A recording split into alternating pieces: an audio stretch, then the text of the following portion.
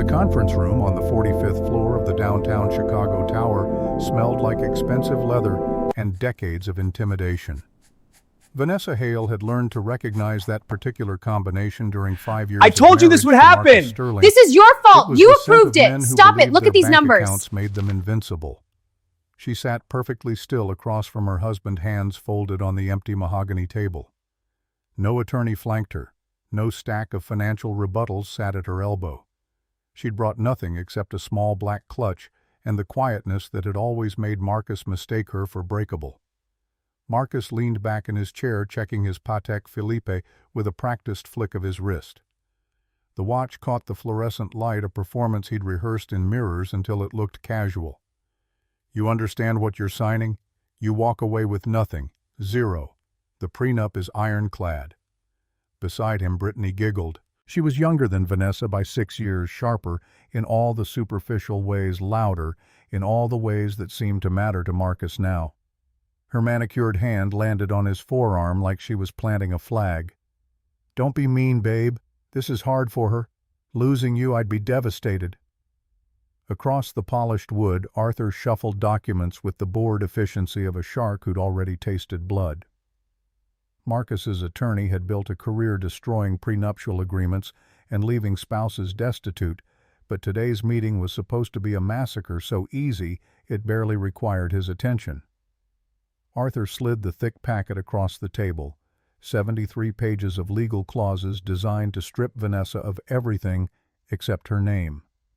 Mrs. Sterling, per the prenuptial agreement you signed 6 years ago, you are entitled to no spousal support, no claim on Mr. Sterling's aviation assets, and no claim on properties acquired during the marriage. You leave with your personal effects and your vehicle. He paused, waiting for the objection that never came, the tears that would make this interesting. That's a 2015 Honda Civic, I believe. Vanessa reached into her clutch. She produced a simple ballpoint pen, not even an expensive one, just black plastic from a bank counter.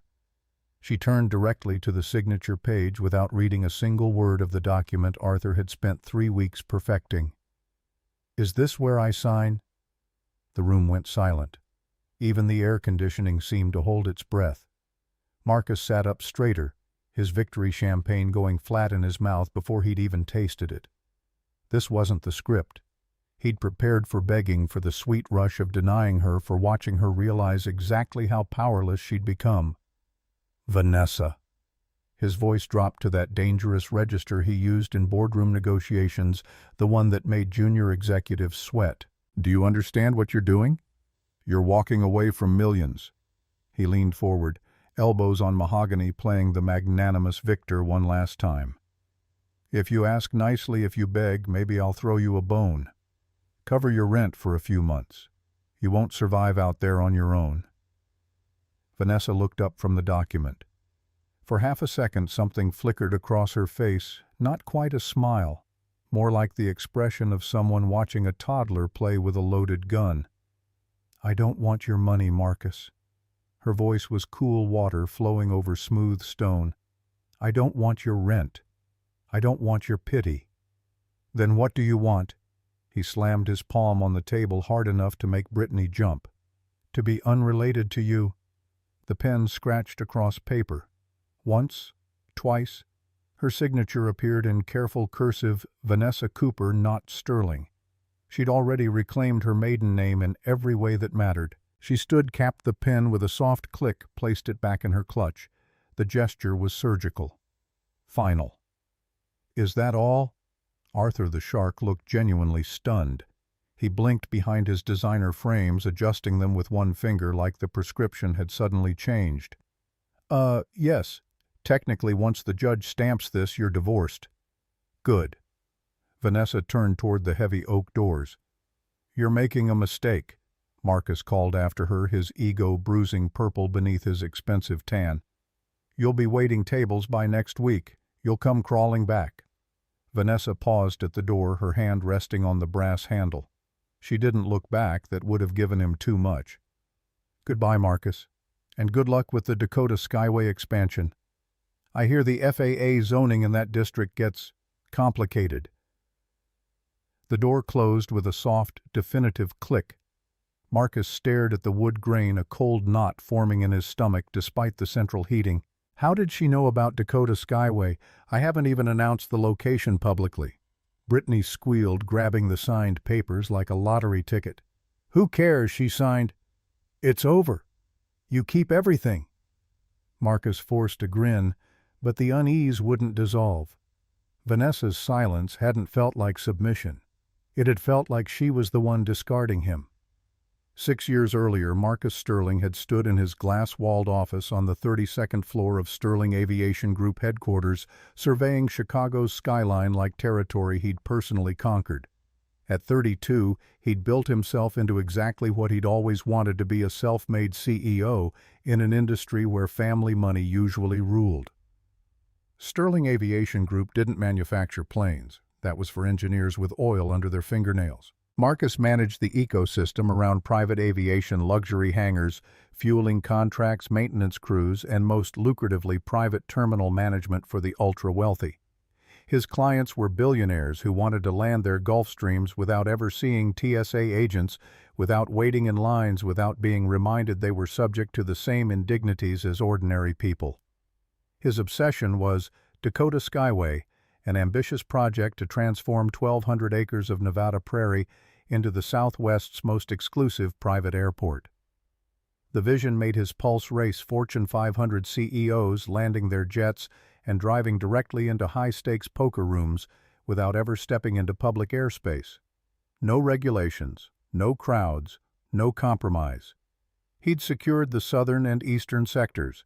8,000 feet of runway, enough for most private jets, enough to make him wealthy, but not enough to make him legendary.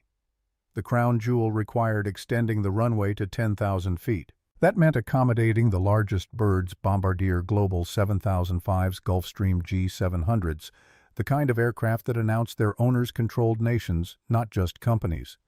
And that required the northern sector, 1,200 acres of seemingly worthless prairie that happened to sit on bedrock geology, the only land in the region that could support a runway extension without $50 million in foundation reinforcement.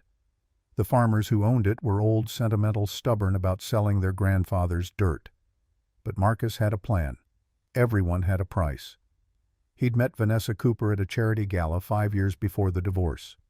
She'd been standing by the silent auction table in a beige dress that made her disappear into the wallpaper, examining lot descriptions with genuine interest rather than the performative boredom most guests affected.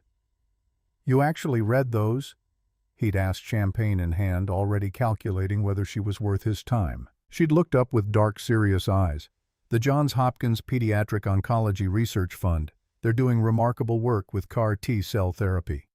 She spoke like someone who understood the science, not someone parroting talking points from a brochure. "You're a doctor, librarian, University Research Library, Medical Sciences Division." A small, genuine smile. "I read a lot." Marcus had been charmed. Here was substance wrapped in modesty, intelligence that didn't demand the spotlight, someone who wouldn't spend his money on Hermes bags or Aspen ski trips like his previous girlfriends. She was safe. She wouldn't challenge him, wouldn't outshine him, wouldn't complicate his ascent.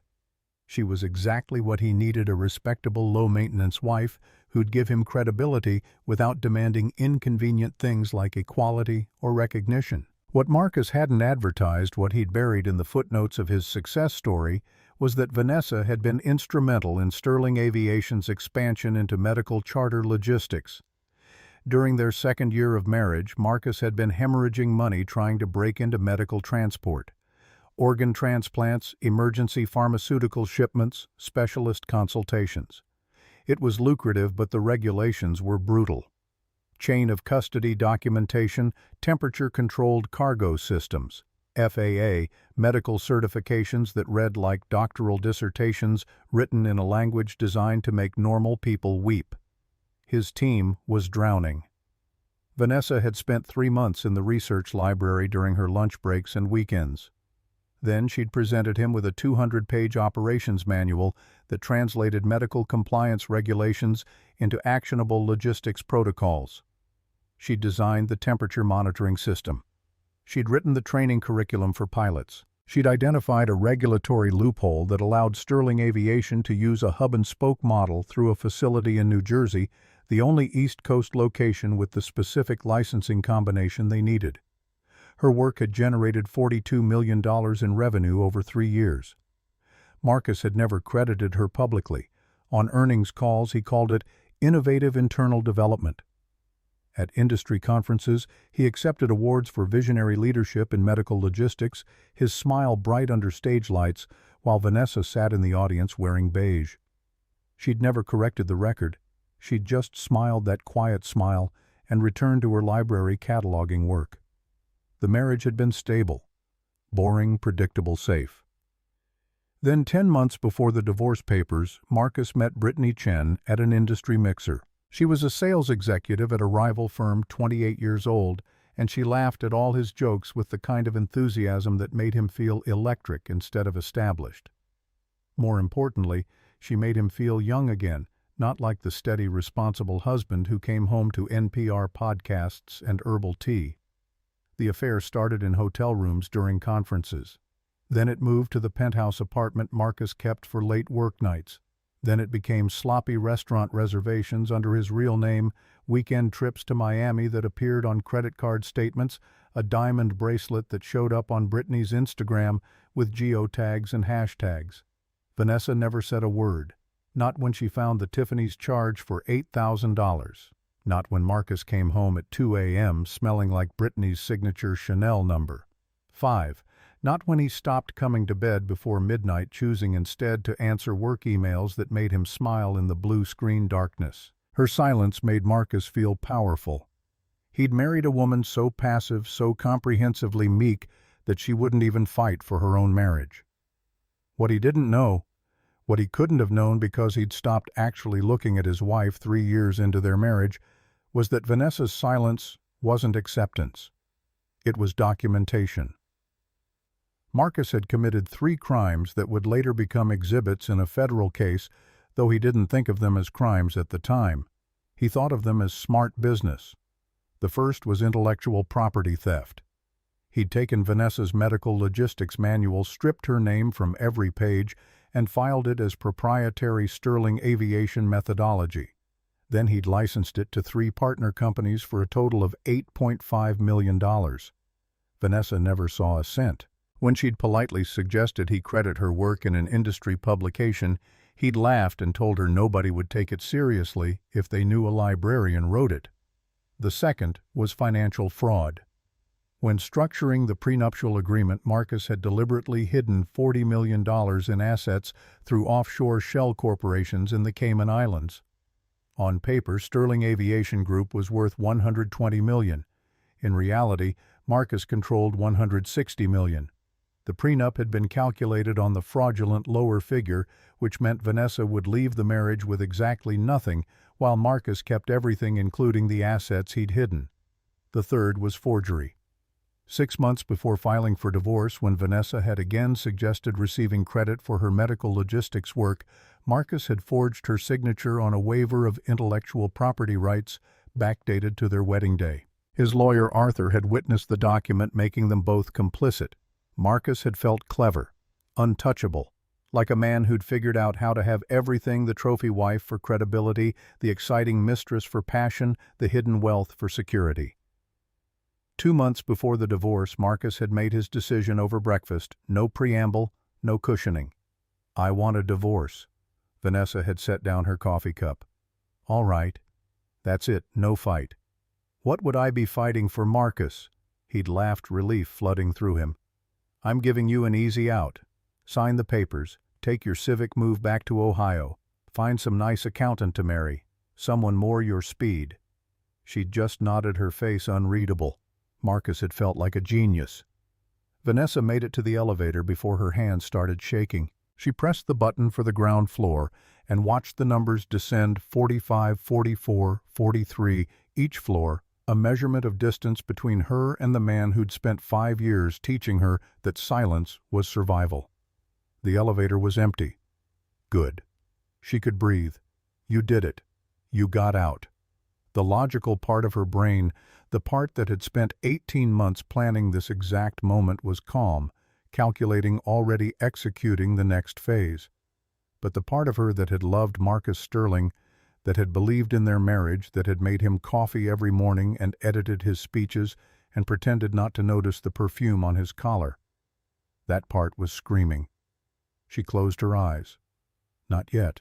Not here. Hold it together. The elevator chimed at the lobby. Vanessa opened her eyes, squared her shoulders, and walked through the marble atrium like she owned the building. Outside, Chicago's February wind hit her face with shocking clarity. The cold helped. It reminded her that she was real, that this was real, that she'd just signed away 5 years of her life and walked out with nothing but a Honda Civic and her self-respect. The valet brought her car around, the same 2015 Civic she'd driven since graduate school, the one Marcus had offered to replace with a mid-level Mercedes appropriate for a CEO's wife. She'd declined. Something in her gut had known even then that she needed to own something he couldn't touch. She sat in the driver's seat, key in the ignition, and finally let herself feel it. The grief hit like a collapsed building. Not for Marcus. She'd mourned that man 18 months ago when she'd found the first hotel receipt and realized the husband she'd loved was a fiction. She grieved for the time. 5 years she could have spent building her own empire instead of supporting his. 5 years of making herself smaller so he could feel bigger. She'd been so quiet, and he'd mistaken that quietness for weakness. His mistake. Vanessa pulled out her phone and made a call. It rang twice before a crisp, efficient voice answered. Sarah Chen. It's done. He signed. I'm legally free. Congratulations, Miss Cooper. Sarah's tone carried professional satisfaction, the sound of someone watching a perfectly executed plan reach its first checkpoint. The trust documents released 10 minutes ago. Your grandfather's estate is officially activated. Current valuation is $4.2 billion. Vanessa closed her eyes, feeling the number settle into her bones like gravity reasserting itself after a long freefall. 4.2 billion. The inheritance Tobias Hale had locked away from her until she was either 30 years old or divorced, whichever came first. Her grandfather had been a shipping and railway magnate, a man who'd built an empire from a single merchant vessel and trusted no one, especially not the men his granddaughter dated. The trust had seemed cruel when he'd died 9 years ago, a controlling old man reaching from beyond the grave to manipulate her life. Now Vanessa understood. Tobias hadn't been controlling her, he'd been protecting her, and more than that, he'd been giving her a gift wrapped in a test. The gift of knowing exactly who would love her for herself and who would love her for her money. Marcus had failed spectacularly. Transfer $50 million to the Silentium Partners operating account. Vanessa said, her voice steady. It's time to accelerate construction. The northern sector. Yes, I want that runway operational in 6 months. She could hear Sarah's smile through the phone. He has no idea, does he? Not yet. Vanessa started the Civic's engine. The Honda purred to life, humble, reliable, chronically underestimated, just like her. But he will. That evening, Marcus stood in his penthouse apartment, the one Brittany had moved into 3 weeks before the divorce papers were filed, pouring himself a victory scotch. The panoramic windows offered a view of Chicago's glittering skyline, every light a reminder of his dominance, his success, his complete and total victory. Is it really over? Brittany emerged from the bedroom in a silk robe that cost more than most people's monthly mortgage payment. She just signed. I told you she would. Marcus handed her champagne, the expensive kind that tasted like vindication. Vanessa's not a fighter. She never was. Brittany clinked her glass against his. To freedom, and to never dating boring librarians again.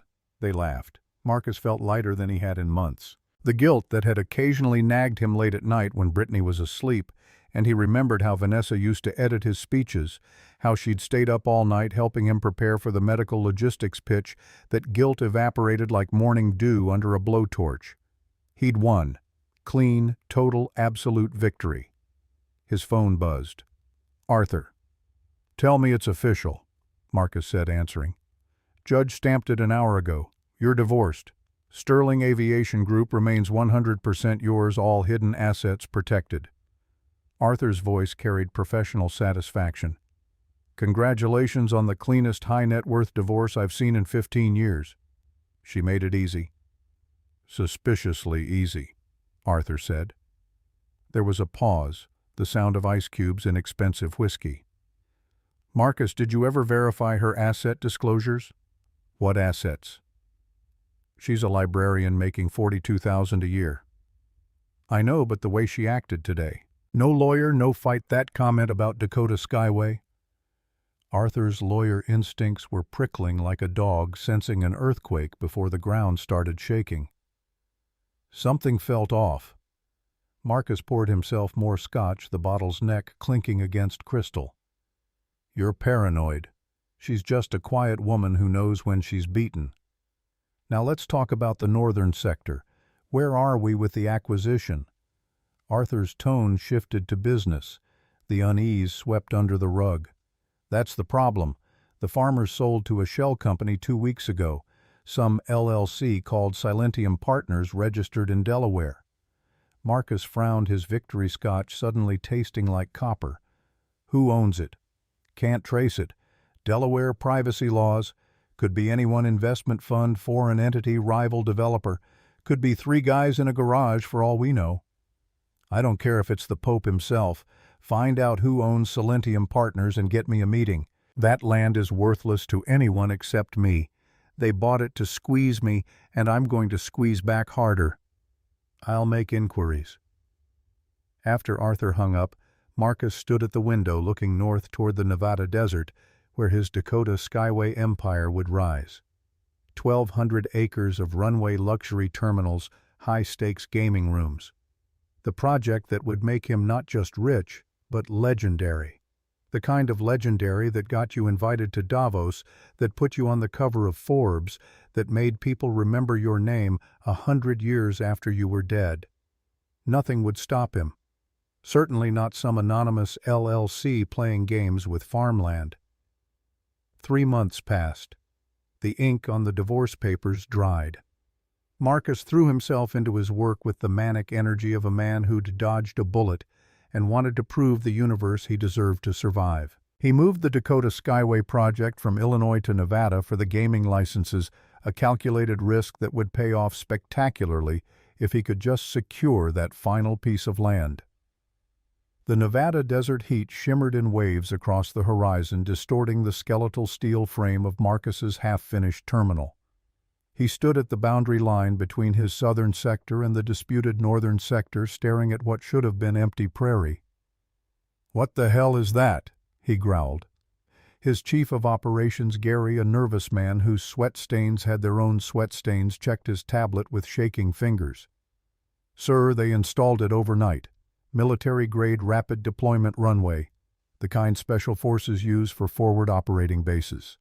The northern sector, the 1,200 acres Marcus desperately needed, now featured a perfectly smooth strip of temporary runway material, the kind that could be laid down in hours and support anything up to a military cargo plane. But it wasn't military equipment sitting on that strip.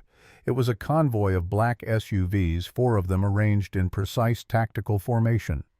Men in professional security gear stood at intervals, not aggressive but unmistakably competent. Former Secret Service, maybe former military contractors. The kind of security that cost 6 figures per person per year.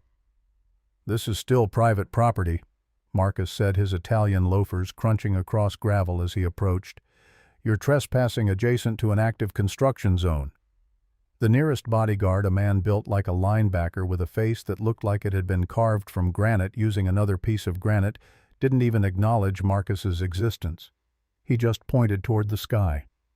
A low hum began to vibrate in Marcus's chest, familiar and terrifying. He knew that sound, knew it better than his own heartbeat, better than his own voice.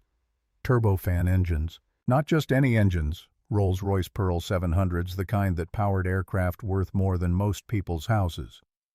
Marcus looked up.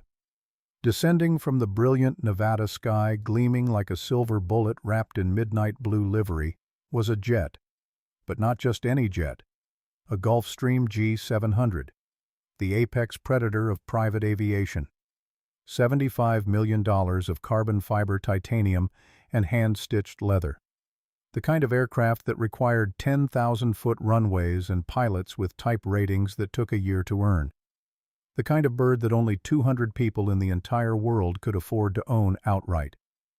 Marcus watched, mesmerized and terrified in equal measure, as the massive machine flared its wings. Thrust reversers roared like dragons. The landing gear kissed the temporary strip with the precision of a surgeon's scalpel. The beast rolled to a stop just 50 yards from where Marcus stood.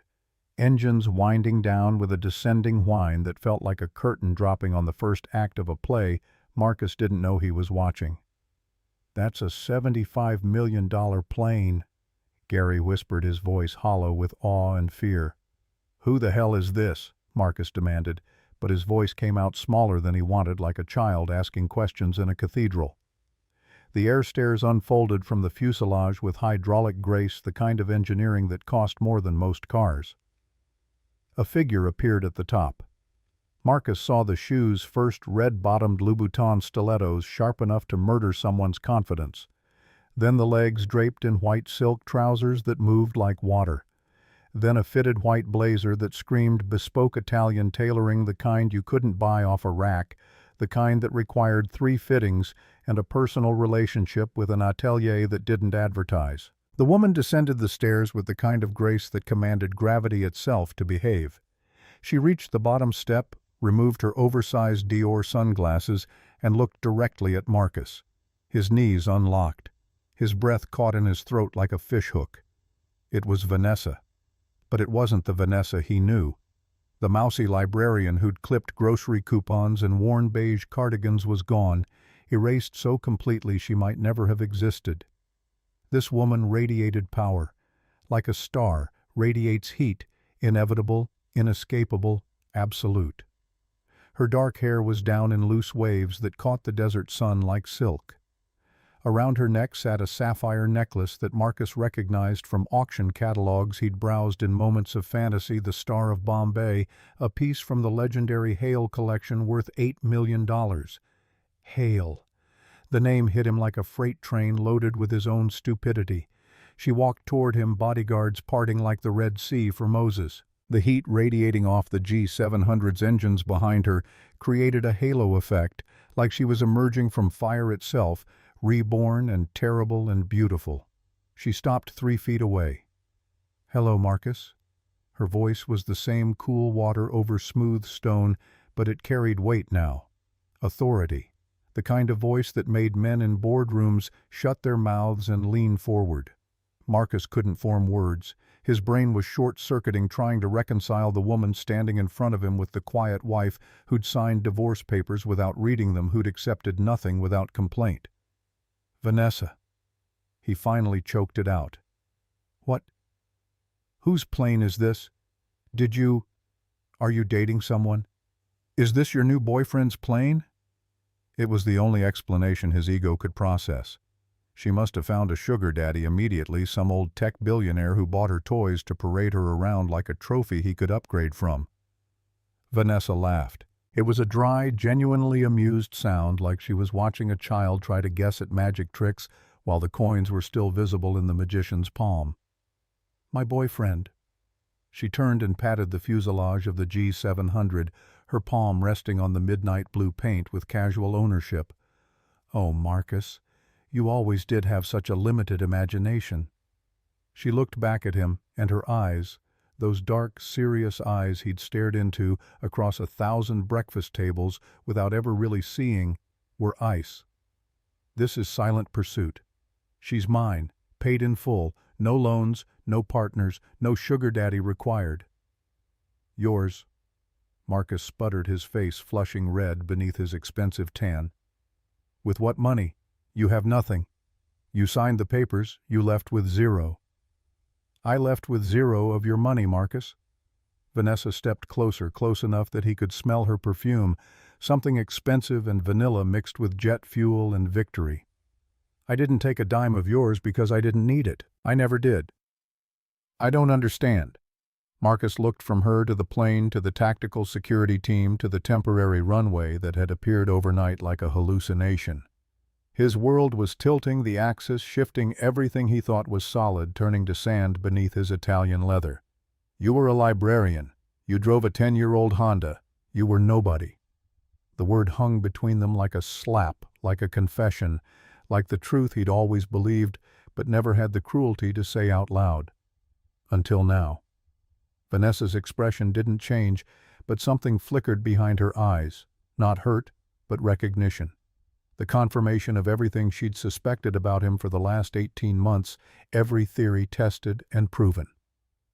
I was a quiet woman, Marcus. There's a difference between being nobody and being quiet. She removed her sunglasses completely, folding them with a decisive snap that sounded like a period at the end of a sentence. And while you were busy building your little empire on debt and leverage, I was busy managing my inheritance. Inheritance. Marcus felt like he was drowning in air. From who your parents are high school teachers in Cleveland. I met them at the wedding. They drove a Subaru. My mother's parents, yes. Vanessa's smile was sharp enough to draw blood. But my father's father. My grandfather wasn't just a farmer, Marcus. She let the pause stretch, savoring it like wine. My grandfather was Tobias Hale. The name detonated in Marcus's brain like a shaped charge precisely placed to cause maximum structural damage.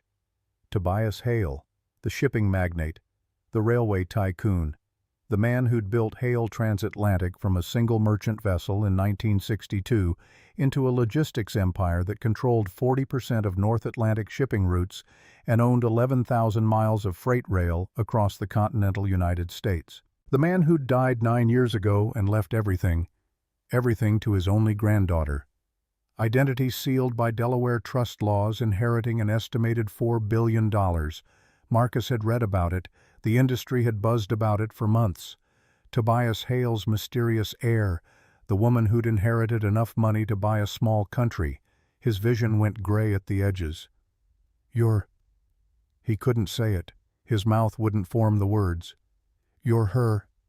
I am. Vanessa's voice was gentle now, the way you'd speak to someone in shock, the way a doctor tells you the test results are terminal. But the trust had conditions, Marcus.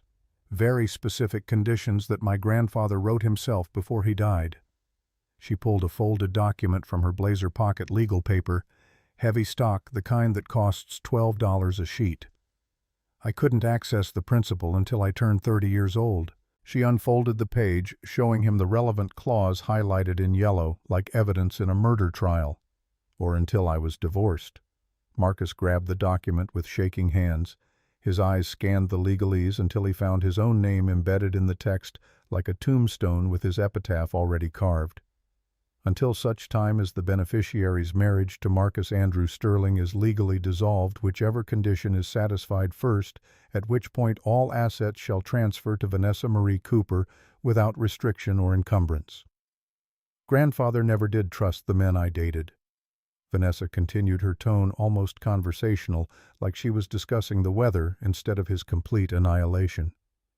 He wanted to make sure I wasn't loved for my money, so he created a test. She leaned in close, her voice dropping to a whisper that somehow carried more weight than a shout. I didn't tell you about the trust because I wanted to see if you loved me. If you'd stay married to a librarian driving a Honda making $42,000 a year. If you'd be faithful to the woman, not the fortune. Marcus felt his lungs constrict, his ribs suddenly too small for his chest. You proved quite thoroughly that you didn't. She took the document back from his limp fingers, refolded it with crisp precision, and slipped it back into her pocket like evidence returning to the prosecutor's briefcase. So I signed your divorce papers. I triggered the trust clause. The moment the judge stamped our dissolution, $4.2 billion transferred from Tobias Hale's estate into my name. She swept her hand across the desert landscape encompassing the temporary runway, the security team, the gleaming G700, the 1,200 acres of northern sector prairie that Marcus needed like oxygen. And now, her smile was sharp enough to cut diamonds, now I'm the owner of Silentium Partners, and I own the land you need to land your big jets. Marcus looked at the northern sector, then at his half-finished terminal in the distance, the skeletal steel frame that had looked so impressive this morning, but now looked pathetic, a child's Lego project next to a cathedral, a sandcastle next to a fortress. Without the northern sector, his Dakota Skyway was just an expensive parking lot for small Cessnas. Without that land, he couldn't accommodate the Global 7000s, the G700s, the aircraft that carried the kind of wealth that made his net worth look like pocket change. He was ruined. Vanessa. His voice cracked like ice breaking. He switched instantly to charm mode, the same voice he'd used to sell investors to seduce Brittany to convince Vanessa to marry him in the first place. "Baby, wait. We can talk about this. We were married. We had good times, remember. You don't have to do this." "I'm not doing anything to you, Marcus." Her voice cut through his pleading like a scalpel through silk. "I'm just doing business. And my business model doesn't include partners who think silence equals stupidity." She turned back toward her jet. The bodyguards moved with her like a well-rehearsed ballet, like she was the center of gravity, and they were satellites locked in her orbit. "Get off my property, Marcus." She paused at the foot of the air stairs, one hand on the railing backlit by the Nevada sun. "The engines are still hot, and I have a meeting in Miami tonight." "Wait." Marcus lunged forward, but two bodyguards stepped into his path, not threatening, just immovable, like trying to push through a wall. "You can't just... I've invested everything. I'm leveraged $200 million. Without that land, I'm bankrupt." Vanessa looked back over her shoulder, her expression mild, almost curious. "Yes, I imagine you are." She ascended the stairs. "Vanessa, please." The air stairs retracted, the cabin door sealed with a pressurized hiss that sounded like finality itself. Through the tinted windows, Marcus could see her settle into the captain's chair, crossing her legs, already looking at a tablet, like he'd ceased to exist, like he was already a memory. She was filing away in a drawer she'd never open again. The Rolls-Royce. Pearl. 700 engines spooled up with a rising whine that made his chest vibrate, that made the desert floor tremble beneath his feet. The G700 turned with elegant precision, taxied to the far end of the temporary strip, and then accelerated with the kind of power that made reality itself seem negotiable. The nose lifted. The main gear followed, and Marcus Sterling stood in the dust and jet wash, watching his ex-wife's $75 million aircraft climb into the Nevada sky, taking his empire with her, leaving him with nothing but the skeleton of a dream and the crushing realization that he'd thrown away something infinitely more valuable than money. He'd thrown away a woman who'd been strong enough to let him destroy himself. The atmosphere in Marcus's penthouse that evening was toxic enough to strip paint. The panoramic view of Chicago's skyline, his nightly reminder of conquest, now felt like a taunt from the universe. Every pinpoint of light represented someone whose empire wasn't built on land they didn't own, someone whose ex-wife hadn't just landed a $75 million aircraft on their dreams. Brittany paced the living room in her Louboutins, clutching Dom Perignon that cost more than most people's car payments. But she wasn't savoring it. Her pretty face had twisted into something calculating and sharp, like watching a mask slip to reveal the machinery underneath. "So let me get this straight." Her voice climbed toward registers that made Marcus's molars ache.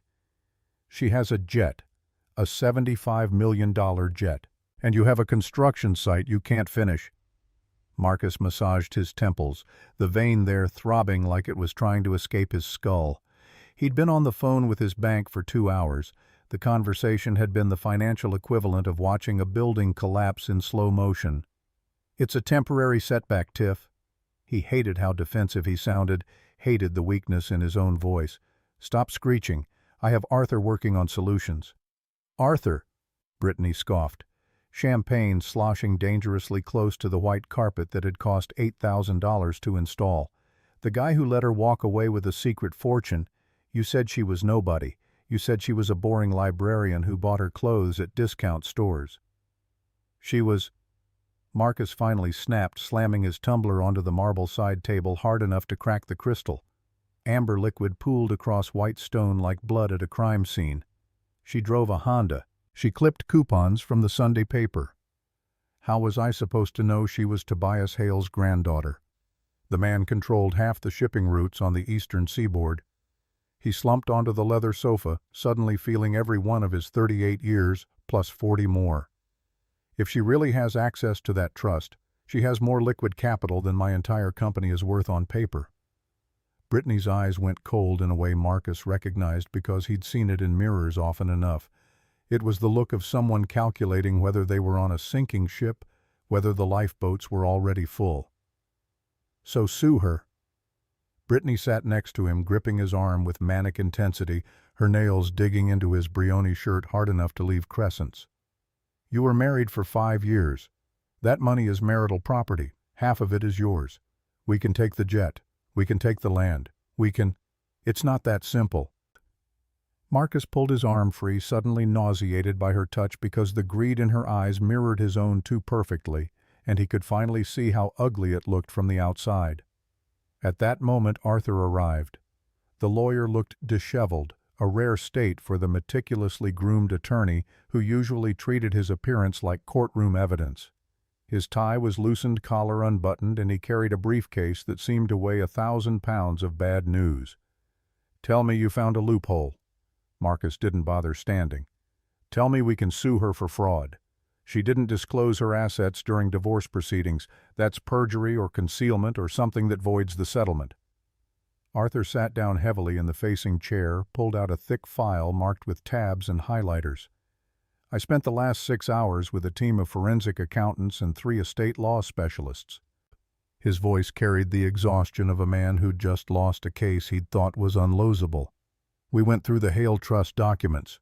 They're public record if you know where to look in the Delaware corporate archives." He opened the file and slid it across the coffee table like evidence at a trial. "She didn't lie, Marcus." Marcus grabbed the file like it might contain a lifeline instead of an anchor. His eyes scanned the first page, dense legal text, the kind that required a law degree and 3 cups of coffee just to parse the first paragraph. Arthur leaned forward, pointing to a section highlighted in yellow. "Read this carefully. The trust is an irrevocable generation-skipping trust with a specific dissolution trigger." Marcus read aloud, his voice hollow as a drum. "The beneficiary shall have no claim, title, or interest in the principal assets until such time as she reaches the age of 30 years or until such time as her marriage to Marcus Andrew Sterling is legally dissolved, whichever occurs first." He stared at his own name embedded in the legal document like a curse carved in stone, like his epitaph written before he was dead. "My name is in the trust," he whispered. "Her grandfather wrote my actual name into the inheritance restrictions." "The amendment was added 6 weeks after your wedding," Arthur said grimly, flipping to another tabbed section. "Tobias Hale didn't just protect her money from fortune hunters in general. He specifically, personally, individually bet against you." Brittany leaned over Marcus's shoulder, reading. "Wait, so during the entire marriage she actually had nothing?" "Correct." Arthur pulled out another document, this one thick enough to be a phone book. "The assets remained titled to the trust corporation. Vanessa Cooper had 0 legal ownership while married. She disclosed this accurately during divorce proceedings because legally, factually, she had no assets to disclose." He tapped the page for emphasis, his finger leaving a small mark on the expensive paper. "At the exact moment the judge stamped your dissolution decree, the trust terms activated, the assets transferred. During your marriage she had 0 net worth. The second the marriage ended, she controlled $4.2 billion. Marcus felt bile rise in his throat, tasted copper and defeat. "So I did this. I personally signed the papers that unlocked the vault. I handed her the key." "You did more than that." Arthur pulled out the prenuptial agreement, the document Marcus had been so proud of, the ironclad protection he'd insisted on to safeguard his assets. "You insisted on the clean break clause. Section 12, paragraph C. The one that said neither party could make future claims on assets acquired after the dissolution." He pointed to the signature at the bottom, Marcus's own handwriting, confident and bold. "You built an iron wall to keep her out of your wallet. And now that same wall is keeping you out of hers. She can't touch your Sterling Aviation assets. And you can't touch her Hale Trust inheritance. It's perfectly symmetrical, perfectly legal, perfectly devastating. The room spun like Marcus was drunk, except he'd never felt more sober in his life. He'd engineered his own destruction. He'd been so focused on protecting his $160 million that he'd locked himself out of $4.2 billion. He'd been guarding a piggy bank while standing outside a vault. "There has to be something," Marcus said, hearing the desperation in his own voice like listening to a recording of someone else. "She's blocking my runway. I have investors flying in next week from Dubai and Singapore. If I can't show them a functional plan for global 7,500 traffic, Dakota Skyway is dead in the water. I'm leveraged $200 million against the future value of a terminal I can't complete." Arthur sighed, loosening his tie completely, looking older than Marcus had ever seen him. "Legal routes will take years, Marcus. She has the resources to bury us in motions and appeals until we're both collecting Social Security. Courts move slow, money moves fast. She'll win every delay, every continuance, every procedural battle."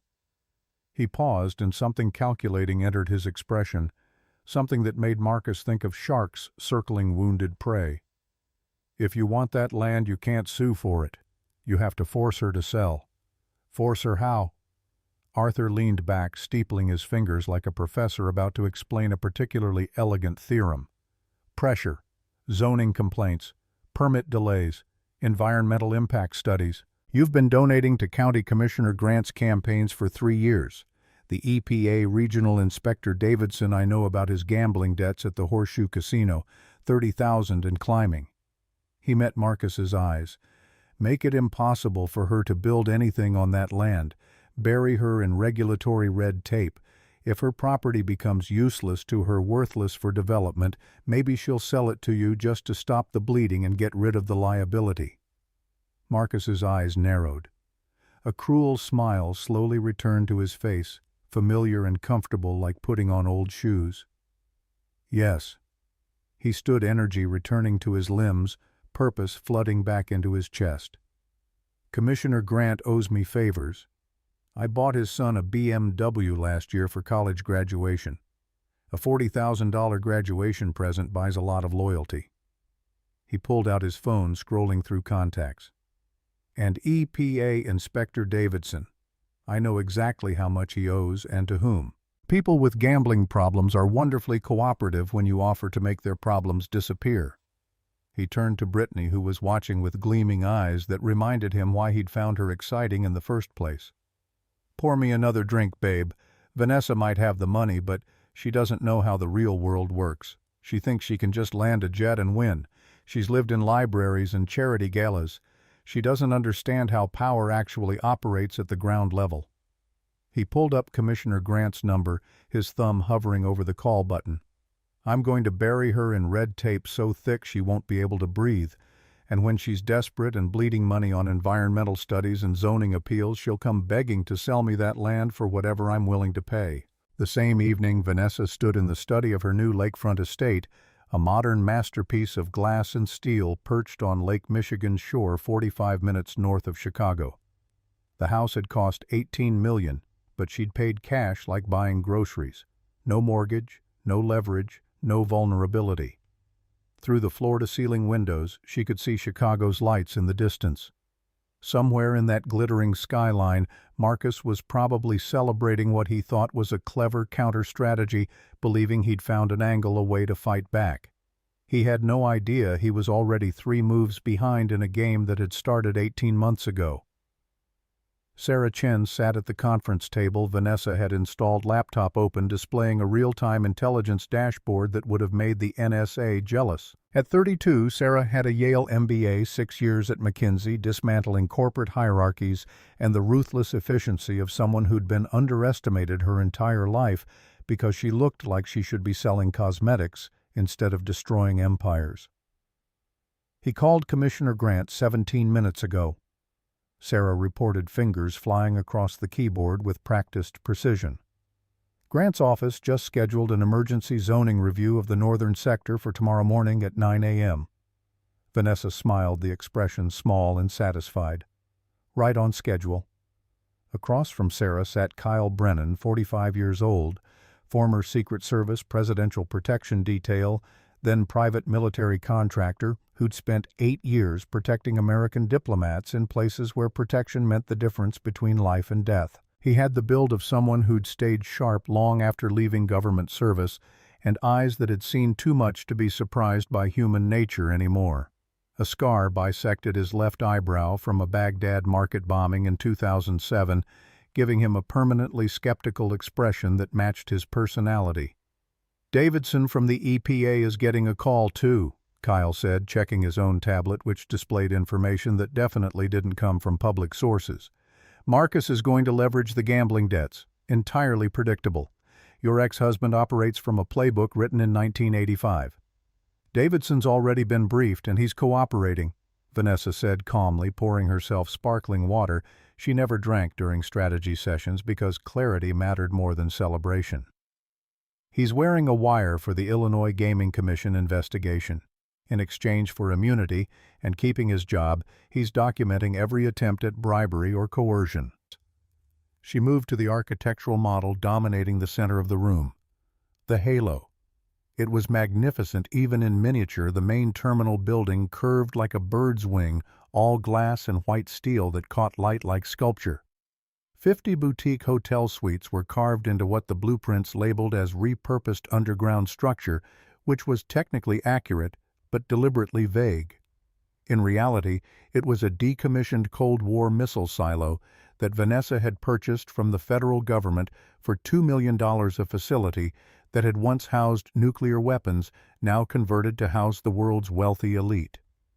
The runway stretched 10,500 feet across the model, long enough to handle everything from a Gulfstream G700 to a Boeing business jet long enough to make Marcus's 8,000-foot strip look like a child's plaything.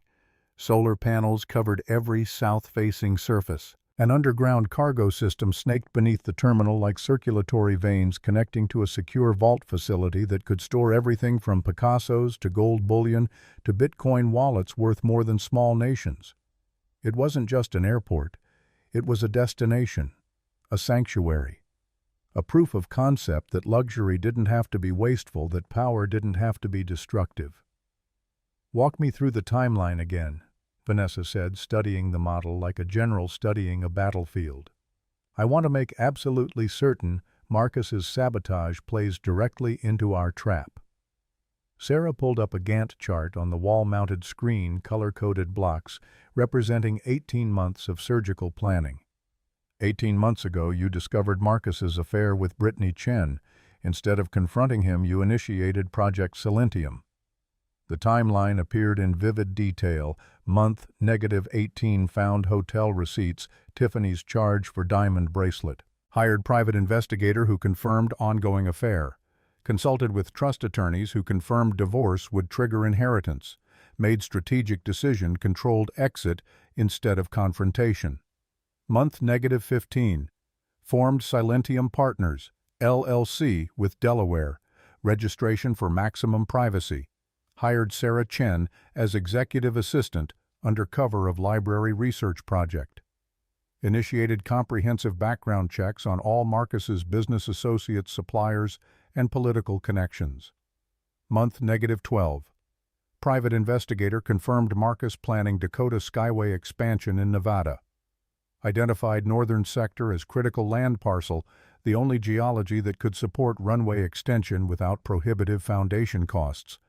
Vanessa authorized land acquisition feasibility study.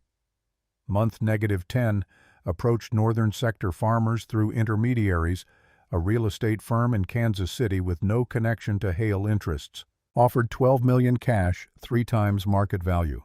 Farmers were in their 80s, wanted to retire to Arizona, had no children interested in farming. They accepted within 48 hours. Month -8, Silentium Partners purchased northern sector. Simultaneously filed paperwork for Cold War missile silo purchase from federal surplus. Filed gaming license application via Hale Foundation nonprofit arm, which had 30 years of charitable work in Nevada providing political cover. commissioned architectural firm under strict confidentiality agreements to design the Halo. Month -6, secured partnership with Tesla Energy for solar farm development. Hired Kyle Brennan as security consultant after extensive background verification. Initiated quiet EPA environmental pre-approval process, submitting studies 9 months before Marcus would even know the land was in play. Marcus remained completely unaware, focused on his affair and his own planning. Month -3, blueprints finalized for the Halo. Construction permits submitted under Silentium Partners for agricultural development and light industrial use, deliberately vague language that was technically accurate but concealed actual intent. Foundation work began, labeled as soil remediation and drainage improvement. Vanessa began systematically documenting Marcus's intellectual property theft of her medical logistics manual, gathering evidence that would later prove useful. Month 0. Signed divorce papers triggering trust release. $4.2 billion activated instantaneously. Construction accelerated immediately with unlimited capital suddenly available. Months 1 through 3, present day, rapid construction utilizing the foundation work already complete. G700 demonstration for psychological impact. Waiting for Marcus to take the bait and make his first catastrophic mistake. He's about to walk into the trap, Sarah said, advancing the timeline to show the next 2 weeks in red like a warning. He thinks he's attacking. He doesn't realize he's being herded. Kyle pulled up a surveillance photo on his tablet. Marcus and a rough-looking man in a leather jacket sitting in a dive bar that looked like it hadn't been cleaned since the Reagan administration. The image quality was excellent, despite the low lighting taken from multiple angles. "And this is Ramon Delgado," Kyle said, "also known as the Wolf. Fixer, reputation destroyer, gray market specialist who operates in the space between legal and criminal. Marcus reached out to him 3 days ago through an intermediary who didn't know the intermediary was on our payroll." Vanessa studied the photo, memorizing Ramon's face. "Ramon contacted you the same day Marcus called him." Kyle's smile was wolfish, appropriate for discussing someone nicknamed the Wolf. "Ramon and I worked private security together in Iraq, protecting American diplomats during the surge. I took a bullet meant for him in a market bombing in Baghdad, saved his life.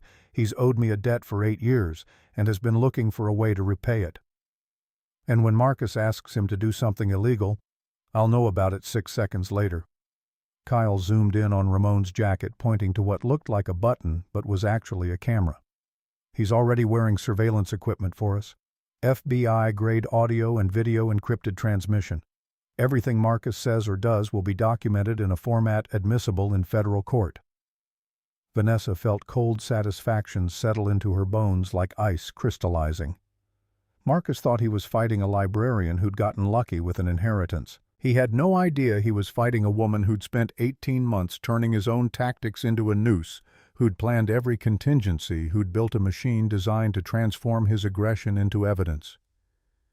"When he falls," she said quietly, her voice barely above a whisper but carrying absolute certainty, "I want it to be public. I want witnesses. I want cameras. I want the entire aviation industry to see what happens when you underestimate a quiet woman." Sarah and Kyle exchanged a glance that contained entire conversations. "The Wings of Nevada Gala is in 2 weeks," Sarah said, pulling up the event details on screen.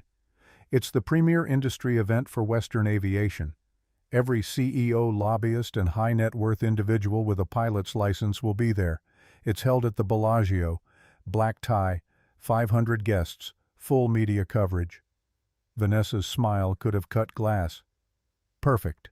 Book us a table, the most visible location possible, and make absolutely certain Marcus knows I'll be attending." The next 2 weeks unfolded like a masterclass in asymmetric warfare. Week 1 began with County Commissioner Grant arriving at the northern sector with 3 inspectors, 2 news cameras he'd tipped off personally, and a smug expression that suggested he'd never been challenged in his life. He was a pudgy man in his 60s who'd built a career on developer kickbacks and strategic blindness to violations if the price was right. "Miss Cooper," he said, reading from a prepared statement that sounded like it had been written by someone who'd never actually read a zoning code. "We've received complaints about unauthorized construction activity on this parcel. I'm afraid we'll need to halt all work pending a comprehensive zoning review that could take 6 to 8 months. Vanessa, wearing a navy Armani pantsuit that cost more than Grant's monthly salary, stood next to her site foreman. She didn't look concerned. She looked amused. "Commissioner Grant, how thoughtful of you to visit our remote location." She handed him a leather folder embossed with the Silentium Partners logo. "These are the permits issued by your office 8 months ago, signed by Deputy Commissioner Walsh. All work is authorized for light industrial and transportation infrastructure development under Nevada Code Section 42-18-7.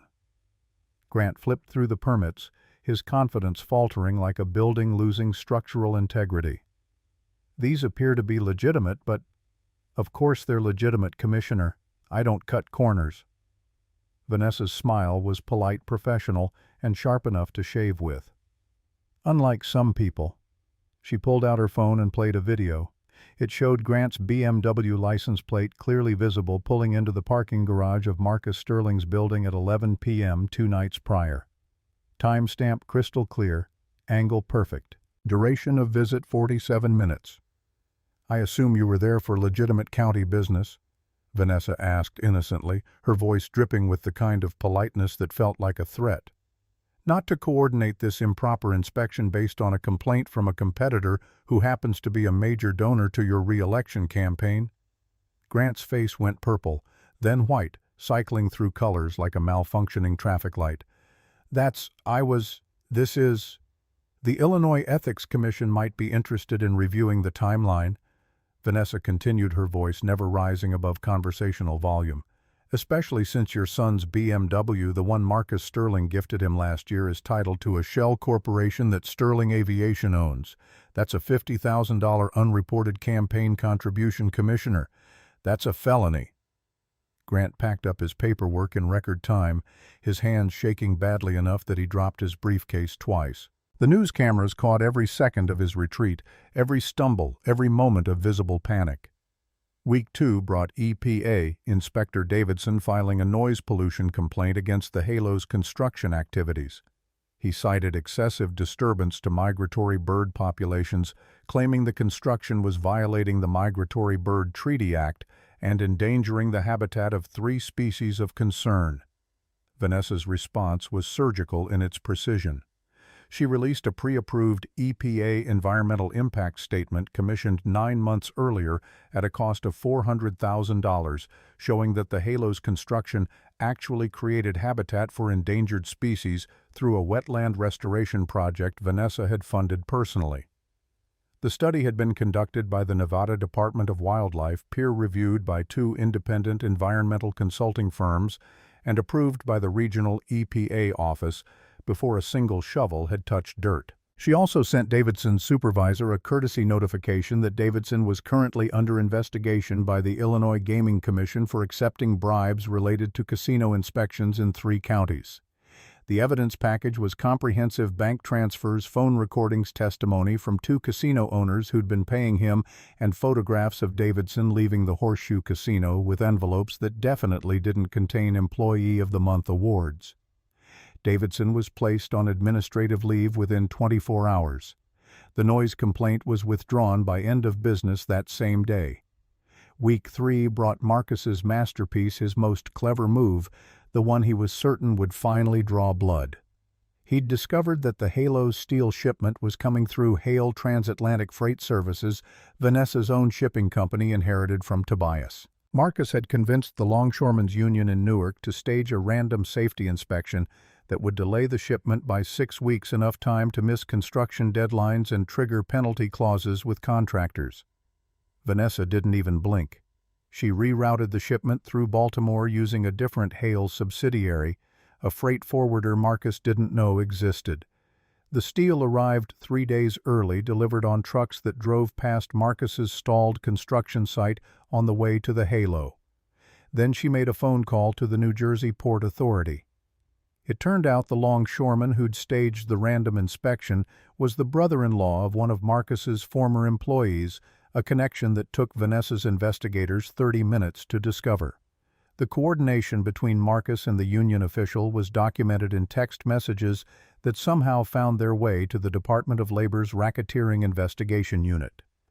Federal investigators opened a case file. Marcus's name appeared in a federal database. By the end of week 3, Marcus had accomplished exactly nothing except accelerating his own destruction. He'd lost his political connection. Grant was under ethics investigation and facing possible criminal charges. He'd lost his EPA leverage. Davidson was suspended and cooperating with prosecutors to avoid jail time. He'd triggered a federal labor investigation that put his name in files that would never fully close.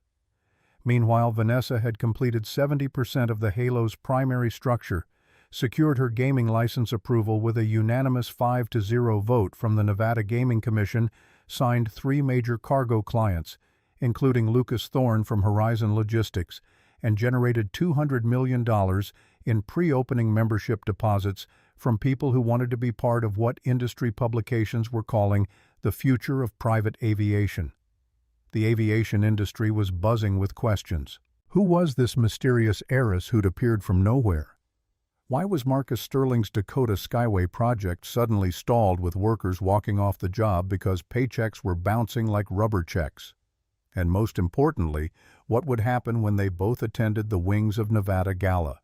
10 days before the gala, Marcus met Ramon in a dive bar in North Las Vegas, the kind of place where the floor stuck to your shoes and the jukebox had been playing the same Merle Haggard song since 1987. He sat in a cracked vinyl booth nursing a Coors Light that tasted like desperation, checking his phone every 30 seconds like it might deliver salvation via text message. His life was unraveling at terminal velocity, the kind of speed usually reserved for aircraft missing critical components mid-flight. Dakota Skyway construction had halted completely. Workers had walked off the job after paychecks bounced for the second consecutive week. Investors had frozen funding after the federal labor investigation became public knowledge. The bank was making threatening noises about the $200 million loan using words like default and foreclosure and personal liability. And Brittany was gone. She'd left that morning while he was in a crisis meeting with what remained of his board. Packed her designer luggage, the bags he'd bought her filled with clothes he'd paid for, blocked his number, and disappeared. The only thing she'd left behind was his credit card statement, helpfully highlighted at the $47,000 limit he'd reached. Even his trophy girlfriend had abandoned the sinking ship. "You look like a man who's lost everything except the will to make terrible decisions." Marcus looked up. Sliding into the booth was a man who looked like he'd been carved from granite using anger as a chisel. Mid-40s weathered face that had seen too much sun and violence scar through his left eyebrow, wearing a faded leather jacket over a black t-shirt. This was Ramon Delgado, the Wolf, they called him in the circles where reputation destruction was a marketable skill. "I haven't lost everything," Marcus muttered, though even he didn't believe it anymore. "I'm dealing with a pest. A very rich, very vindictive pest." Ramon signaled the bartender for whiskey, the cheap kind that came from bottles without labels. "The ex-wife. I read the business journals. She's building the Taj Mahal of airports right next to your ruins." "It's not ruins," Marcus snapped, then lowered his voice as a trucker at the next table glared in their direction. "It's a temporary setback, but she's suffocating me. She controls the suppliers through her shipping company. She has the zoning through political connections I didn't know she had. She has my clients. I need her stopped." Ramon, not delayed. Not inconvenienced. Stopped. The whiskey arrived in a glass that looked like it had been washed in the same sink as the mop. Ramon took a slow sip, studying Marcus over the rim like a jeweler examining a stone to determine if it was diamond or glass.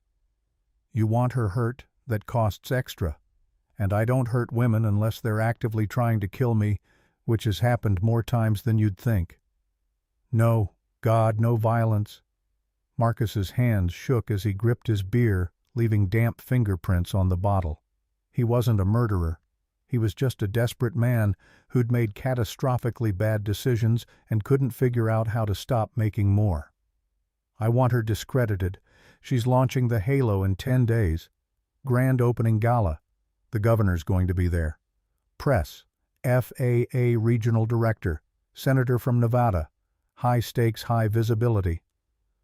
Ramon nodded slowly, his expression revealing nothing.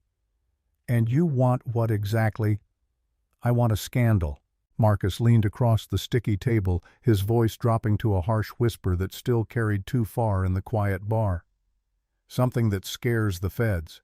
Something that gets her arrested on opening night in front of cameras, in front of everyone who matters. If she loses her security clearance, she loses her gaming license. If she loses the license, the project dies.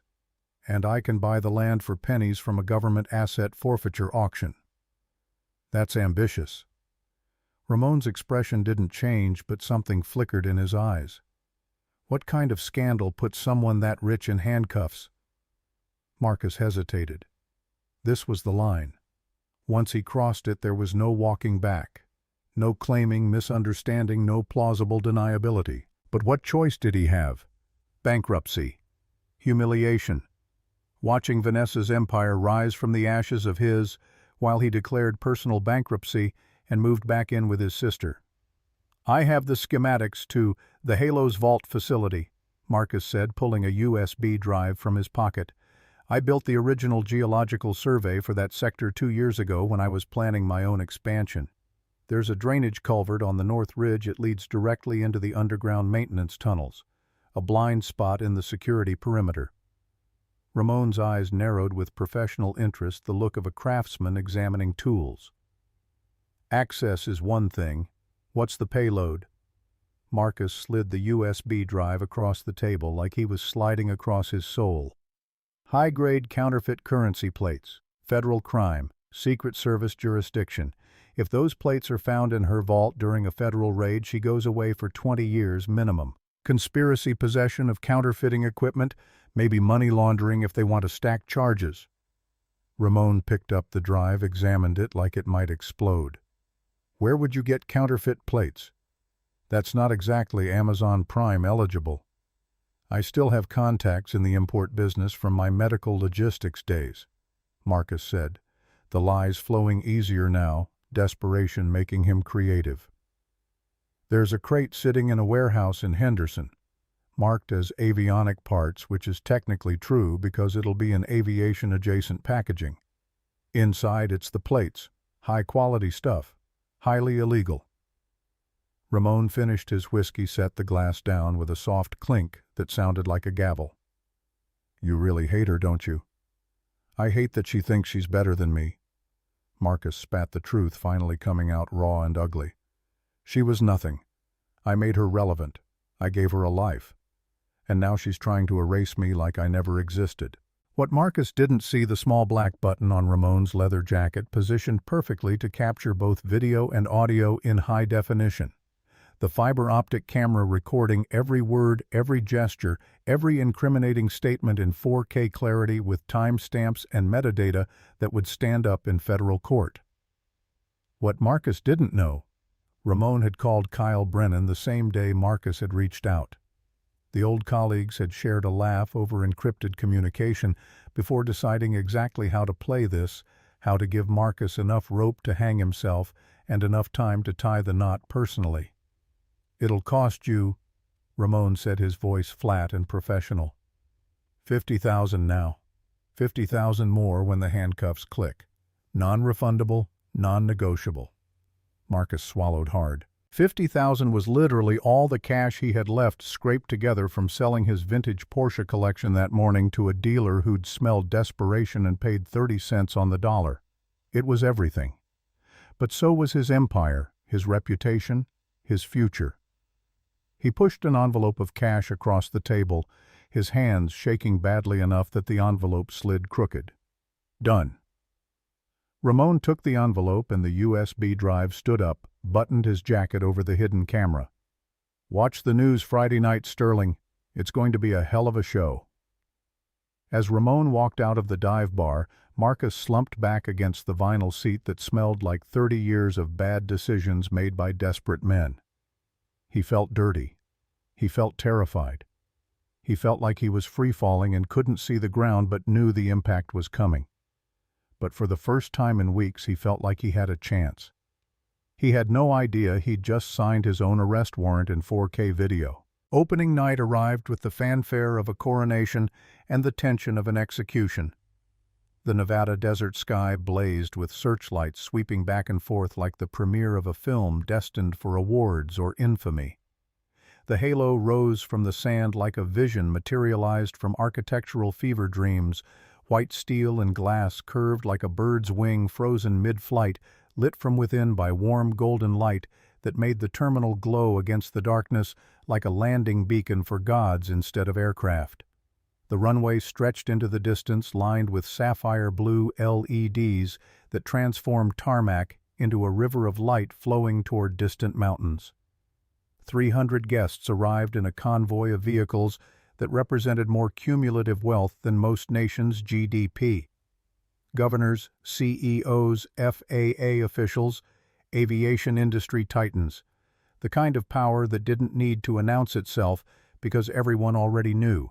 Marcus Sterling watched from his dying Dakota Skyway office 1 mile away, gripping binoculars with white knuckles, his breath fogging the lenses.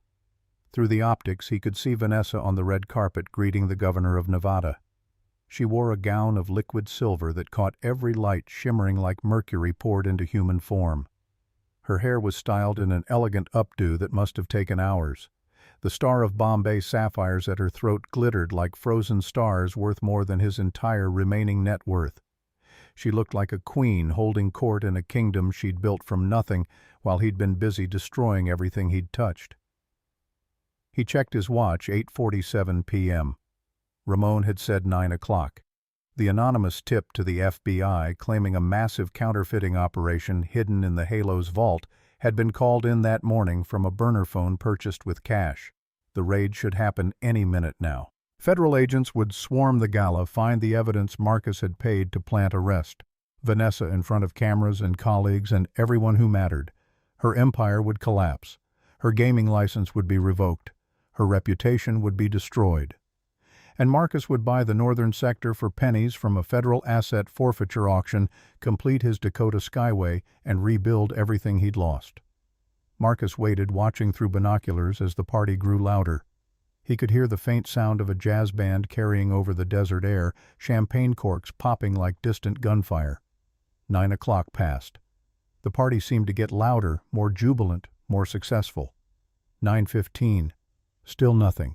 No sirens, no black SUVs tearing down the access road with lights flashing. 9:30. Marcus's phone rang the vibration, making him jump hard enough to drop the binoculars. He snatched it up, expecting Ramon to tell him it was done, that federal agents were moving in, that victory was finally within reach. Mr. Marcus Sterling. A woman's voice, stern and official, the kind of voice that had delivered bad news to people for 20 years without developing compassion. Speaking. This is Special Agent Diane Miller with the FBI. We need you to come to the Halo facility immediately. Marcus's heart leaped into his throat, pounding so hard he could feel it in his ears. It worked. They're calling me as a witness. They need me to identify property boundaries or confirm ownership or testify about her character. Is there a problem, Agent? We've executed a search warrant based on an anonymous tip regarding counterfeit materials. We need you to clarify some ownership documents. The container in question has your company's shipping manifest on it. Ice water flooded Marcus's veins so cold it felt like his blood had turned to slush. My shipping manifest. Ramon was supposed to scrub the labels, use generic packaging, make it untraceable. That was part of the plan, part of what the $50,000 had paid for.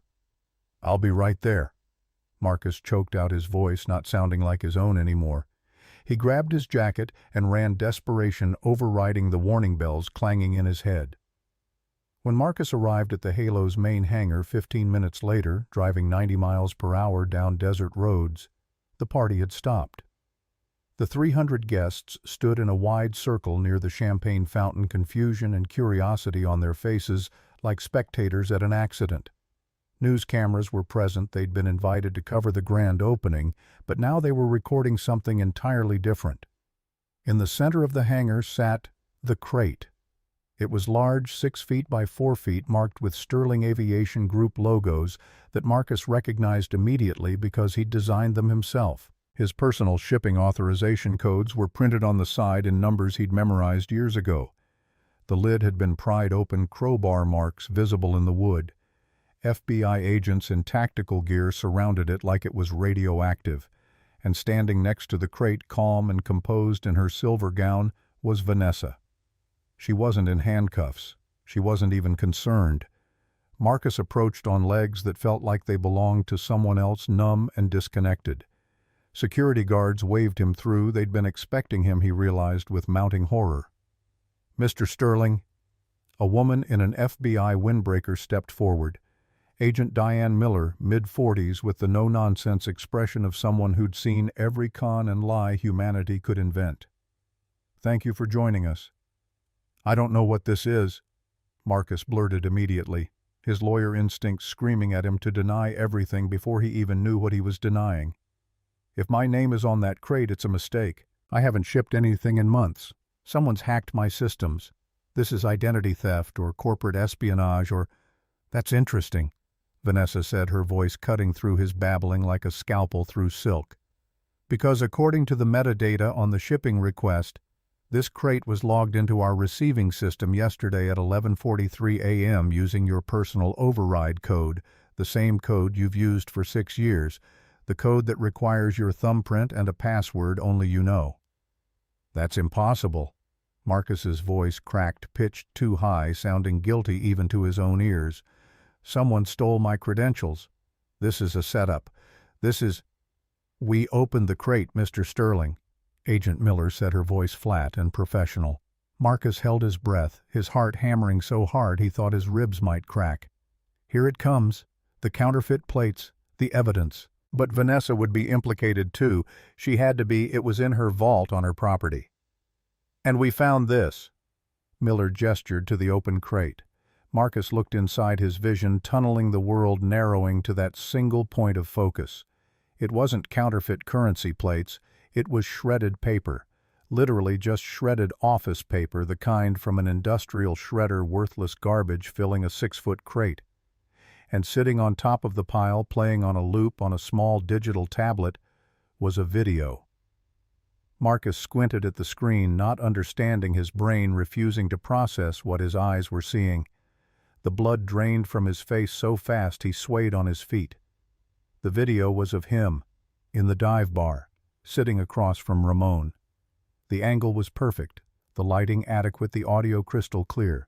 His own voice played through portable speakers loud enough for everyone to hear. "High-grade counterfeit currency plates, federal crime, Secret Service jurisdiction. If those plates are found in her vault, she goes away for 20 years. It'll cost you $50,000 now, $50,000 when the handcuffs click." "Done." The video showed Marcus sliding the envelope of cash across the sticky table, his face visible, his guilt unmistakable, the timestamp proving this had happened 9 days ago. "No," Marcus whispered, stumbling backward. "That's AI, deepfake technology. That's not real. That's not me." "We have the original files," Agent Miller said, pulling out a tablet of her own. "Uncompressed. 4K resolution. Complete metadata showing camera type, location, timestamp verified against cell tower data. Hash verification proving no alterations. This is real, Mr. Sterling. This is you committing conspiracy to file a false report with federal agents." Vanessa stepped forward, her silver gown swishing softly, the sound somehow louder than it should be in the suddenly silent hangar. "Did you really think I built a billion-dollar facility without knowing who the local fixers are?" Her voice was gentle, almost kind, which somehow made it worse. She gestured to the side of the hangar. Ramon Delgado stepped out from behind a stack of cargo containers. He wasn't wearing his leather jacket. He was wearing a tuxedo that fit him perfectly, expensive and tailored. He looked like he belonged at the gala, like he'd always belonged in spaces like this. "You," Marcus gasped, stumbling backward into an FBI agent who steadied him with hands that felt like handcuffs already. "You rat! You betrayed me. You set me up." "I'm a businessman, Sterling." Ramon shrugged, adjusting his bow tie with the casualness of someone discussing the weather. "You offered me 50 grand to commit federal crimes. Miss Hale offered me a job as head of corporate security, 6 figures annually, full benefits, dental coverage, and a signing bonus that paid off 8 years of gambling debts. She also got me into a treatment program that's actually helping." He smiled without humor, the expression of someone who'd made the smart choice and knew it. "The decision wasn't difficult." Vanessa's voice was soft but carried across the silent hangar like a pronouncement from a judge. "Ramon came to me the moment you left the bar, Marcus. We decided to let you play your hand completely. We wanted it on record. We wanted the FBI to see exactly how far you would go, what crimes you'd commit, what lines you'd cross when you thought you were winning." Agent Miller produced handcuffs, the metal clicking as she opened them. The sound echoed like a gunshot in the silent space. "Marcus Sterling, you are under arrest for conspiracy to commit federal fraud, filing a false report with a federal agency, attempted evidence tampering, and conspiracy to commit bribery of a federal official." The 300 guests gasped as one organism, the sound like wind through a canyon. Camera flashes exploded like stars dying, like universes collapsing, documenting every moment of Marcus's destruction for posterity and the evening news. Marcus's legs gave out. FBI agents caught him before he hit the polished concrete, their hands professional and impersonal. "Vanessa!" he screamed as they pulled his arms behind his back, the cuffs biting into his wrists with cold metal certainty. "Vanessa, please, don't let them do this. I was desperate. I'm ruined. You can't send me to jail. Please." Vanessa didn't look away. She didn't smile. She didn't gloat or celebrate or show any satisfaction.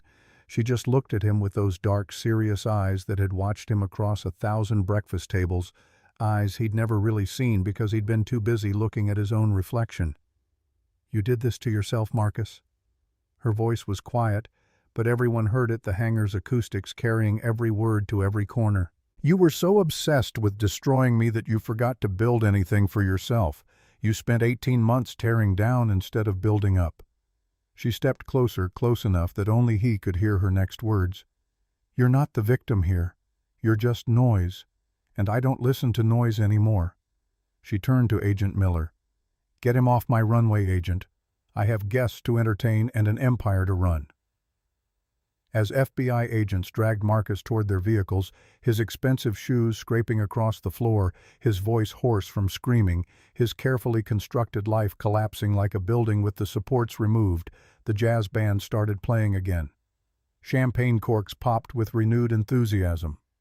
The guests turned back to celebration, already forgetting the man being loaded into the back of a federal SUV, already making him a cautionary tale they'd tell at other parties. Vanessa walked to the podium, took the microphone, and addressed her guests with perfect composure, her voice steady and confident. "Ladies and gentlemen, I apologize for the interruption. As you can see, the Halo takes security very seriously." Polite laughter rippled through the crowd. "Now please join me in celebrating the future of private aviation, the future of sustainable luxury, the future of doing business the right way." She raised her glass, the crystal catching light and throwing rainbows. 300 glasses rose with her. Marcus watched through the SUV's window, handcuffed and broken, as his ex-wife cut the ribbon on the empire he'd lost, the life he'd destroyed, the future he'd traded for ego and excitement, and the shallow validation of people who'd abandoned him the moment things got difficult. 6 months passed with the relentless consistency of a machine designed to grind hope into dust. Inside silent pursuit at 35,000 feet over the American heartland, Vanessa reviewed quarterly reports that told stories more satisfying than any novel. The Halo wasn't just surviving. It was defining what success looked like in an industry that had always equated luxury with waste. Hotel occupancy 100% with a wait list that had grown to 31 months. The gaming floor generated $63 million annually, setting Nevada records for private facilities. Cargo contracts numbered 67 Fortune 500 clients. Landing fees produced $148 million in recurring revenue. Property valuation had climbed to $2.8 billion. But numbers only told part of the story. Sarah Chen entered the cabin tablet displaying information that would change the narrative again. The Sterling Aviation bankruptcy auction concluded this morning. Complete liquidation. Heavy equipment sold for 18 cents on the dollar. Office furniture to a Phoenix wholesaler. She paused, something complicated crossing her face. But the land, the southern and eastern sectors, nobody bid. Not a single offer. Vanessa set down her pen, attention sharpening. Nobody. The environmental assessment came back last week. Soil contamination from improper fuel storage. Benzene levels 40 times the EPA safe limit. Lead particulates from rushed construction. Cleanup estimate $55 to $70 million. Sarah looked up from the tablet. Every developer walked away. The bank is stuck with toxic liability they can't unload. They're asking $50,000 just to remove it from their books. Vanessa felt something settle in her chest. Not satisfaction exactly, but cosmic symmetry. The universe balanced its own ledgers with mathematical precision. $50,000. The exact amount Marcus had paid Ramon to destroy her. The price of his betrayal had become the price of his legacy. Buy it. Sarah's fingers moved across the screen. What should we do with it after remediation? Vanessa turned to the window. Below, America stretched endlessly, full of possibility for those willing to build instead of destroy. Bulldoze everything that remains, every steel beam, every concrete foundation. Erase it completely. She paused, thinking of gardens and second chances and beauty growing from failure. Solar farm with Tesla Megapack batteries. Power. The Halo's expansion and provide free electricity to local schools. And in the center, exactly where his office stood, plant a garden. Wild roses, desert species. The kind with thorns that bloom beautifully in extreme heat. The kind too stubborn to die. Sarah typed notes. I'll commission the landscape architect. Anything else? A plaque. Vanessa showed Sarah her phone screen. Hale Memorial Gardens, in memory of Tobias Hale, 1931 to 2015. Who taught his granddaughter that silence is not weakness and patience is not surrender. Perfect. One more thing, no announcements, no press releases. Let him discover it himself when the roses are already blooming. Sarah closed the tablet. We land in Miami in 3 hours. The Halo Miami groundbreaking is scheduled for tomorrow. Governor's office confirmed attendance. After Sarah left, Vanessa returned to reports, but her mind drifted to a federal prison in Arizona where Marcus Sterling was 6 months into a 36-month sentence. She hadn't opened a single letter, he'd written 17 so far, delivered through his lawyer. She'd burned them all, watching paper curl into ash in her fireplace, feeling nothing. Not cruelty, just closure. He was the past. She was too busy building the future. Federal Correctional Institution, Tucson, Arizona. Minimum security, but still prison, still walls and schedules, and the smell of institutional cleaning products that never quite covered the scent of desperation. Marcus Sterling sat in the prison library surrounded by books he'd never read before because he'd always been too important, too busy, too successful for philosophy. Meditations by Marcus Aurelius. Man's Search for Meaning by Viktor Frankl. The Road Less Traveled by Monsieur Scott Peck. He'd always thought himself too smart for self-help, too accomplished to need wisdom from dead men. Prison corrected assumptions with brutal efficiency. At 38, though he felt 80, Marcus had lost everything that once defined him. The penthouse foreclosed. The cars auctioned. Sterling Aviation Group, a Wikipedia entry marked defunct. His contacts didn't return calls. His friends had evaporated like morning dew. Brittany had married a venture capitalist. He'd seen the wedding in Town and Country, looking at it in the prison common room while other inmates watched football. He'd felt nothing. That was the strangest part, the complete absence of feeling. The first 2 months had been rage. He'd written furious letters blaming Vanessa for manipulation, for vindictiveness, for destroying an innocent man. His cellmate, a former CFO who'd embezzled from a children's hospital, had looked at him with exhausted pity and said something that changed everything. "Brother, the first step is admitting you fucked up. Until you do that, you're just marinating in your own bullshit." Months 3 and 4 had been bargaining. Letters begging for clemency, statements for commissary money, for acknowledgement. Vanessa never responded. Every letter returned unopened with a terse note from her lawyer. The silence had been worse than any response could have been. It meant he didn't matter. He was already forgotten. Months 5 and 6 had been depression so thick he could barely function. He'd stopped writing, stopped watching news, stopped calling his lawyer. Then mandatory therapy happened. Dr. Patricia Okonkwo was a prison psychologist who'd heard every excuse desperate men could invent and didn't tolerate any of them. "Mr. Sterling, you've been here 6 months. Model prisoner. You follow rules. But you're not healing." Marcus stared at his hands, counting calluses from his library job. "What's there to heal? I lost everything." "What did you lose?" "My company, my reputation, my freedom." "Did you lose Vanessa?" Marcus's jaw clenched. "She was never mine to lose. She proved that." Dr. Okonkwo closed his file. "Tell me about your marriage. Not what you think I want to hear. The truth." And for the first time in his life, Marcus told the complete truth.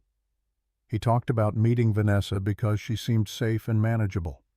How he'd married her because she wouldn't challenge him, wouldn't demand equality, wouldn't threaten his assent. He talked about the medical logistics manual, how she'd created a system worth $42 million, and he'd stripped her name away and taken credit at conferences while she sat in the audience wearing beige. He talked about Brittany, about feeling young and powerful, about how Vanessa's silence had made him feel like a god instead of what he really was, a coward. He talked about the divorce, expecting tears, and getting ice-cold competence that felt like an insult. "She didn't fight. She just let me go, like I wasn't worth fighting for." "And that made you angry," Dr. Okonkwo said. "It made me feel small." Marcus's throat tightened. "I wanted her to need me, to fall apart, to prove I mattered. But she didn't. No, she built an empire instead." Dr. Okonkwo leaned forward. "Marcus, what do you think you really lost?" "I told you. Everything." "No." Her voice was gentle but firm. "You didn't lose Vanessa when she signed the papers. You lost her years before. Every time you took credit for her work, every time you chose Brittany, every time you mistook her quietness for weakness instead of what it actually was." What was it? Assessment. She wasn't being quiet because she was weak. She was quiet because she was watching you, testing you, giving you every opportunity to prove you deserved her. Marcus felt something crack in his chest, something that had been holding together through sheer denial. "And you failed every single test." The words hit like physical blows. "She didn't destroy you, Marcus. She gave you a mirror. And what you saw was someone who didn't deserve her. That's why you tried to have her arrested, not because you needed the land, but because you couldn't stand looking at your own reflection." Marcus put his head in his hands and cried for the first time since his arrest. Not self-pitying tears, but the deep, wrenching sobs of someone finally seeing truth. He'd been given a gift, a brilliant, loyal, patient woman who'd loved him enough to stay quiet while he destroyed himself. And he'd thrown it away for ego, excitement, and validation from people who didn't matter. That night, Marcus wrote one final letter. He didn't beg or bargain or blame. Vanessa, I don't expect you to read this. I don't expect forgiveness. I just need to say it, even if only to myself. You were right about everything. I thought your silence meant you had nothing to say. I didn't realize silence meant you were listening. And what you heard was that I wasn't worthy of you. I took credit for your work. I betrayed your trust. I mistook your patience for weakness and your quietness for irrelevance. I didn't lose you when you signed the divorce papers. I lost you long before that every time I chose my ego over your dignity.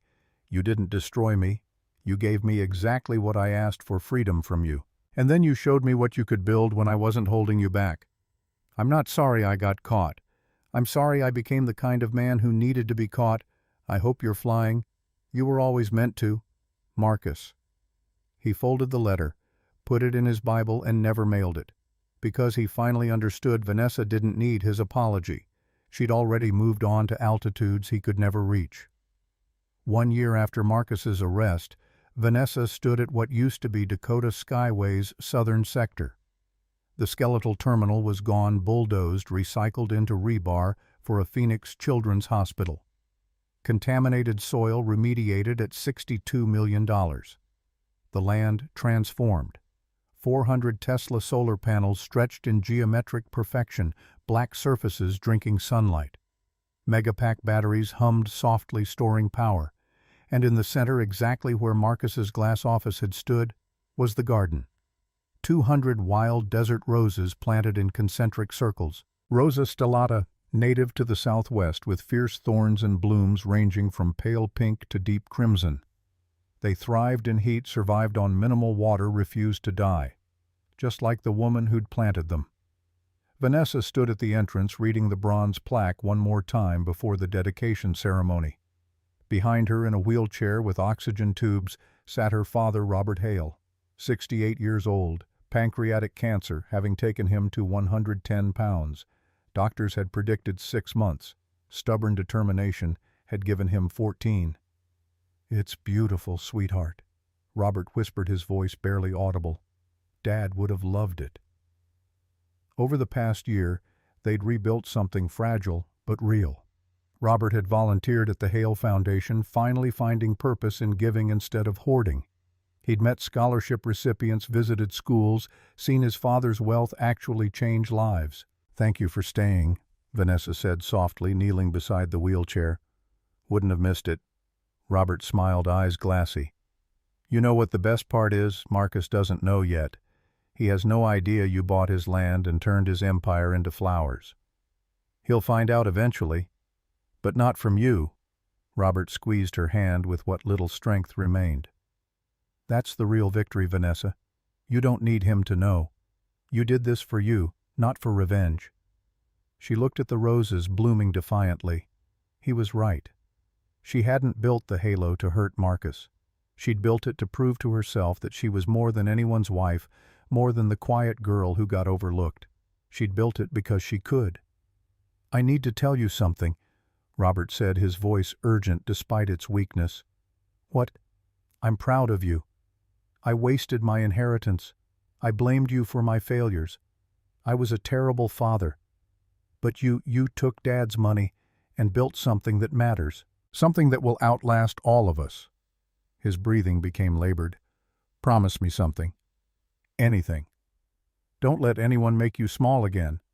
Not a husband, not a business partner, not anyone. You were always meant to fly, Vanessa. Don't ever land because someone else is afraid of heights." "I promise." Robert smiled. His eyes closed. 3 days later, he died peacefully in the Halo's medical suite, surrounded by the family he'd finally learned to value. 18 months after his arrest, Marcus walked out of Federal Correctional Institution, Tucson, at 6 a.m. on a Tuesday. He wore the same suit he'd been arrested in, wrinkled too loose after losing 30 pounds. His empire was gone. His Wikipedia entry started with defunct and ended with fraud. His younger sister Emma waited in a 10-year-old Toyota Corolla, ready to start over. Marcus got in the car. "Do I have a choice?" 6 months later, Marcus lived in a small Scottsdale apartment. 2 bedrooms, linoleum floors, view of the parking lot.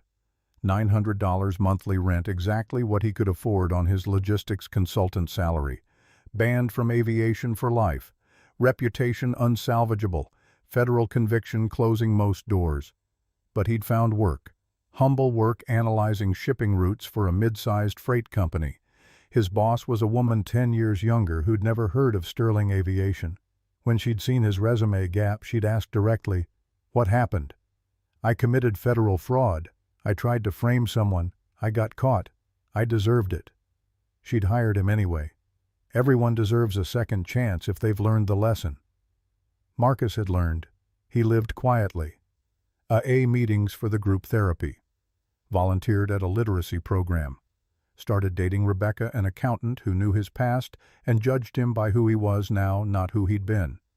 She was kind, smart, uninterested in private jets or penthouses. She was perfect. One evening, Marcus received an email from an unknown address.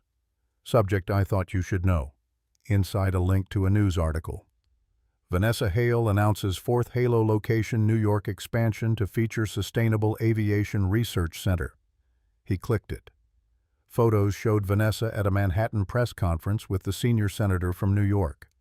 White suit making her look like a force of nature, star of Bombay sapphires glittering. The article detailed her empire.